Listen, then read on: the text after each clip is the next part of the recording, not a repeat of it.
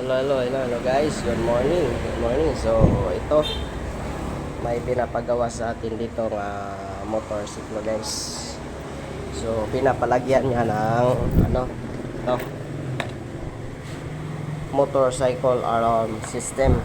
So, ito guys, linagay natin guys dito. So, napaka ng wiring niya guys. Ang daming linagay na wiring niya. So, hindi natin mawari kung anong kita nyo naman guys, nahihirapan ako sa pag-trace kung saan connection ng wire nito guys. So nilagyan natin ng alarm system guys.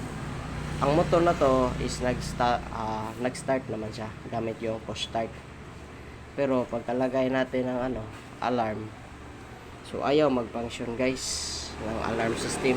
So binuksan natin yung ito guys. Kitang-kita niya naman, napakakalawang dito sa loob, may tubig pa, kaya pala ayaw mag-start. So papalitan natin ng pulsar kasi napuno ng kalawang, kaya ayaw mag-start. So yun lang guys, share lang natin. Baka naka-experience kayo ng ganito, na nagpalit kayo naglagay kayo ng alarm system pero ayaw mag-start. Okay, tama naman yung connection. Yun lang guys.